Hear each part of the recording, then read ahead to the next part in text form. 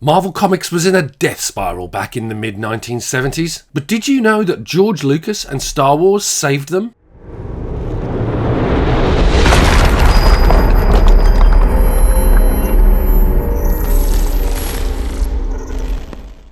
Hi everyone and welcome to Still Only 35 Cents, your regular dose of vintage comics and collectibles. For this one, we're going back in time to the mid-1970s and exploring the troubles facing the comic book industry at the time and the surprise comic book movie adaptation that literally saved Marvel. But before we get started, if you're new to the channel, please consider hitting that subscribe button and ringing the notification bell for future videos just like this one. Back in April 1977, Marvel released a new comic book adaptation for an unknown new sci-fi movie called Star Wars, a full month before the movie was released in theatres. This little movie would go on to not only transform cinema, but also save Marvel Comics with its run of 107 issues and 3 annuals over 9 years. But it almost didn't happen. At the time, the comic book industry was facing real challenges, mostly centred around the newsstand distribution model. You see, comics back then were sold on consignment to retailers who only paid for what they sold. So any unsold copies got shipped back to Marvel and DC, sometimes months later. The publishers would print thousands of comics, ship them out, and then just get huge boxes of unsold comics sent right back to them. They were bleeding money on print costs with no guaranteed revenue. In addition, things at Marvel were catastrophic. Titles were getting cancelled constantly, sales were in freefall, the production pipeline was a mess with missed deadlines resulting in last-minute reprints and the increased printing costs. Former editor-in-chief Jim Shooter even described the situation at the time on his blog years later as a death spiral. Fascinating when you consider Marvel today is a multi-million-dollar empire. This, coupled with one of the biggest economic downturns at the time, publishers like DC and especially Marvel were seeing their profit margins evaporate and were having trouble just paying the bills. Enter George Lucas and his publicist Charles Lippincott, who were looking to partner with a publisher for a comic book adaptation for a new movie George was making called Star Wars, in the hope to generate some pre-release hype. George Lucas at the time was still a relative unknown, and Marvel wasn't the first publisher Lucasfilm had approached, having already been turned down by Warren Publications and DC Comics. According to legend, at the first meeting with Stan Lee in his West Coast office, Stan apparently kept George Lucas waiting for 45 minutes. Perhaps unsurprisingly then, Stan initially said no, stating he wouldn't even look at the proposal until after the movie was finished. Stan's initial reluctance was mostly due in part to the perception within the Marvel offices that sci-fi titles just didn't sell, and another movie tie-in was going to be the final nail in the coffin. Marvel had 2 recent failed titles that backed up that assertion. The first, 2001 A Space Odyssey, released in 1976, featured stories from the legendary Jack Kirby. Sadly though, those new stories were somewhat detached from the movie and thus weren't too well received by fans. It lasted only 10 issues, a huge waste of talent and a major license. This was followed by Logan's run in early 1977, illustrated by another comic book legend, George Perez. It was a pretty faithful adaptation, but licensing problems and weak sales killed it, with the title only lasting 7 issues.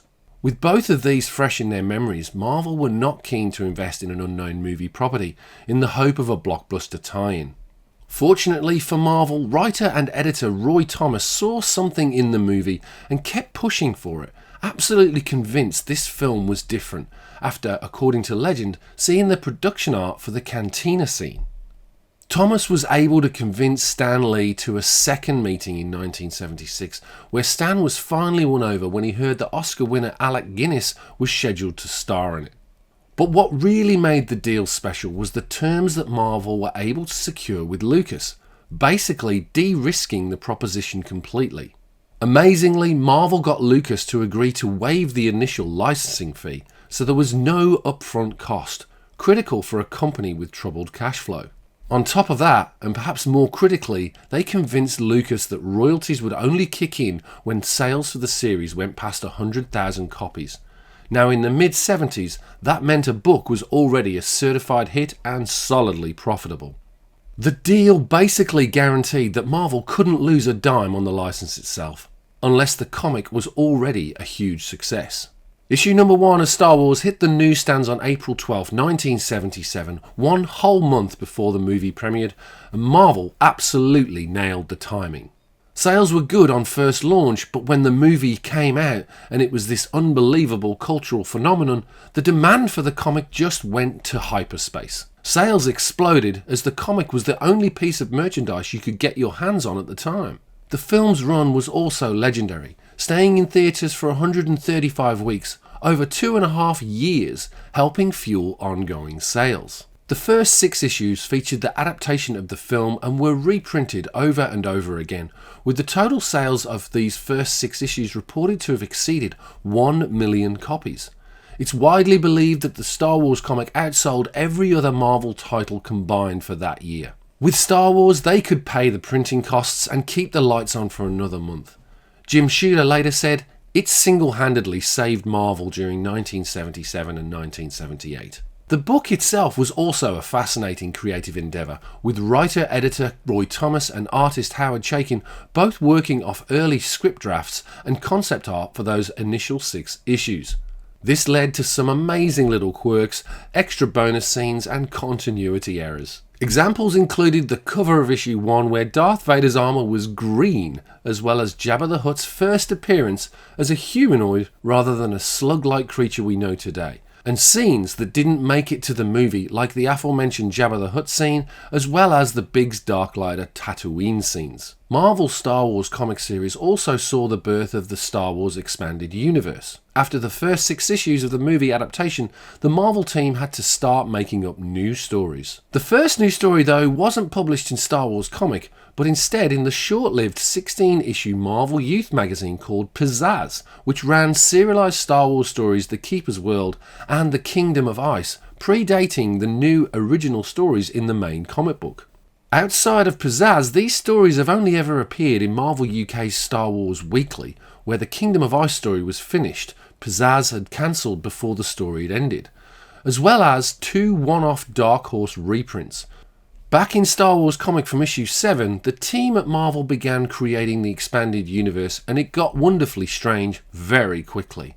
Some of the more memorable creations in the early days included Jaxxon, a giant green gun-toting space rabbit from the species Alpi, essentially Bugs Bunny with a blaster. Then you had Beilert Valance, a droid-hating cyborg bounty hunter who was basically the prototype for characters like Boba Fett before they were really established in the lore in Empire Strikes Back. But Marvel didn't have total freedom with all those new stories though. Lucasfilm put heavy restrictions on them, primarily to avoid contradicting future films or revealing key future plot points, and required approval on all scripts before publication. Initially they had limitations like Luke Skywalker and Darth Vader were forbidden to face each other outside of dream sequences.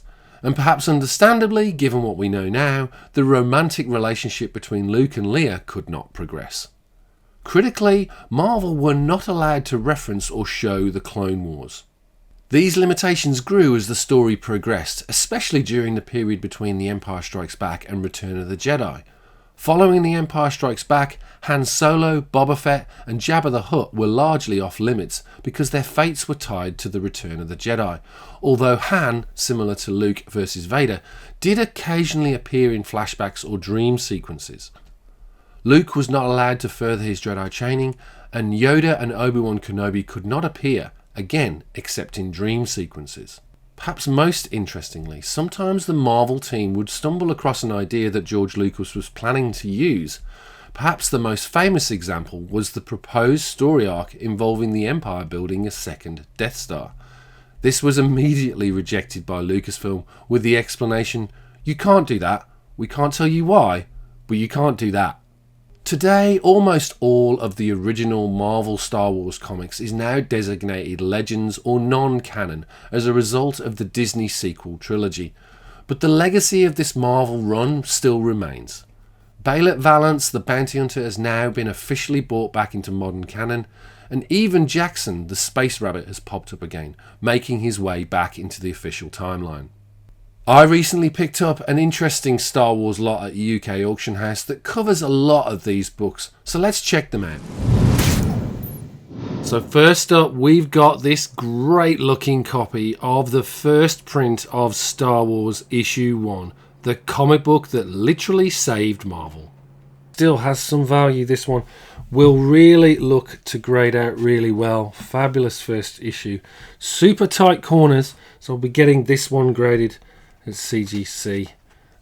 Roy Thomas on script, Howard Chaykin on illustration, featuring the first appearance of Princess Leia, R2-D2, C-3PO, Obi-Wan Kenobi, and Luke Skywalker and Darth Vader, as well as Grand Moff Tarkin. A great book for any collection. Really happy with that. So next up, we've got this copy of Pizzazz issue 1. Now this one's special because it features the first new story of Star Wars created by Marvel. And as you can see, it's a Marvel magazine dedicated to teenagers.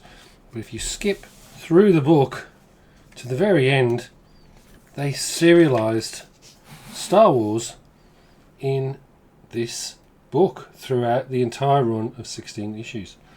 As you can see, 3-page story in each issue. And to go alongside that, I've also got a copy of Pizzazz later on in the run, and again more of that new original Star Wars story, The Keeper's Secret, written by Archie Goodwin and Tony D. Zuniga.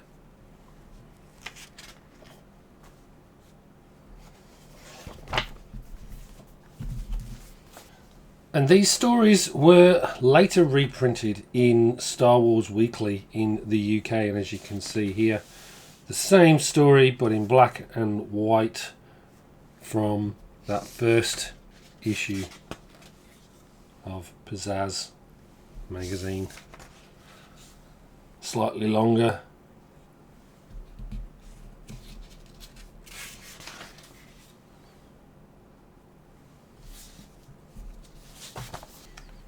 It also featured later on, issue 57 of Star Wars Weekly, featured the second story, The Kingdom of Ice, this time with art by Walt Simonson and Klaus Janson.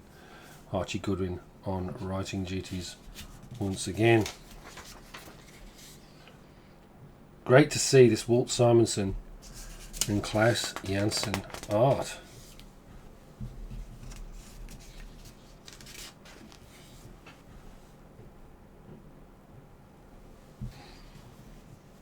And more of the same continuing here. Archie Goodwin, this time Dave Cockrum and John Tartaglione on art.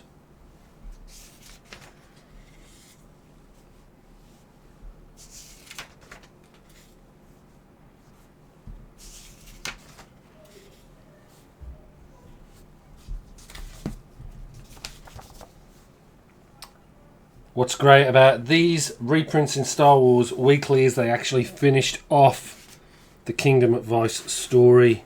And again, you get to see how it ended with that art by Dave Cockrum. This was never printed in Pizzazz, so the run, it never finished. So this is the only place where you can see the end of this story.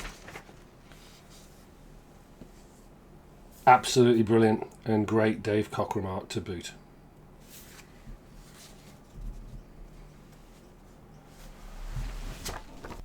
Continuing the Star Wars theme, we've got issue 7, which is the first new stories from Star Wars and features the host of characters joining Han Solo and Chewbacca. Great book, that one. Issue 8, featuring the first appearance of Jaxxon. A little bit of damage on the top corner there. Still, great little reader copy. Issue 10.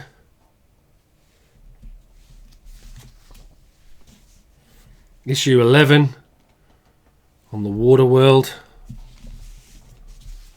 Great cover here by Carmen Infantino and Terry Austin on inks. This has always been one of my favourite covers. Cover by John Byrne and inks by Terry Austin. A great, fantastic cover with Chewbacca attacking Luke, R2 and C-3PO. Beautiful looking copy. Another Carmen Infantino cover with Terry Austin on inks. Great cover, this one with the whole gang. Beautiful condition again, as you can see. These are exceptionally high grade. Very happy to pick these up. Issue 15 again. Terry Austin inking Carmen Infantino. And then the reason for buying this lot, as they're all still only 35 cents. This is the first in the still only 35 cent Star Wars runs. This is issue 16, featuring the first appearance of Beilert Valance, bounty hunter, with this fabulous Walt Simonson cover. Great to see and have the still only 35 cents logo. Another great looking copy, Carmen Infantino with Bob Wycheck on inks. This is the first Empire Strikes cover, still only 35 cents. This is issue 18 again, really high grade. Super happy to get this in the collection. Another still only 35 cents. This is issue 19. Again, Carmen Infantino on inks with Bob Wycheck. Carmen Infantino on art with Bob Wycheck on inks. And the last of the still only 35 cents issues here. This is issue 20 with Death Game. Again, Carmen Infantino on art with Bob Wycheck on inks. Got a copy of the Whitman variant of, this is issue 26. You can tell it's Whitman because it doesn't have the Marvel logos and it has the mark across the barcode. Another Whitman here with the return of Vance the Hunter. Issue 27. Another Whitman. Then to the direct edition. Then we have issue 38 with this Michael Golden cover. Fabulous stuff. Issue 46, again direct edition here.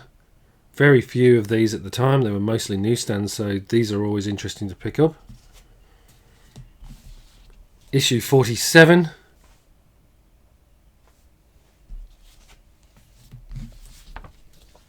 Issue 54. Again, I believe this is a Walt Simonson cover. I think on the interior pages it's Carmen Infantino and Walt Simonson.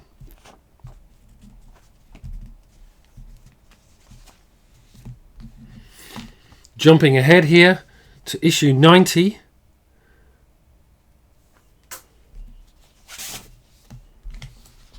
Issue 91 on the Wookiee world of Kashyyyk.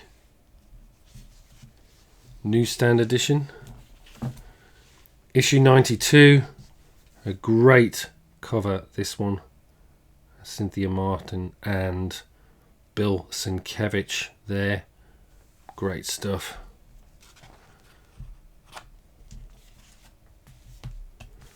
And to close us out, Star Wars King Size Annual Issue number 2. So that's it. I really hope you enjoyed this look back at Marvel's Star Wars books. When you look back at it, it wasn't just a successful movie tie-in for Marvel. Star Wars was a financial lifeline that saved the company and allowed it to become the titan that it is today. I'd love to hear your thoughts and fond memories of the early Marvel Star Wars comics, and who were your favourite characters or stories. Let me know in the comments down below. And with that, thanks as always for watching, take care of yourselves, and I'll see you all next issue. May the Force be with you.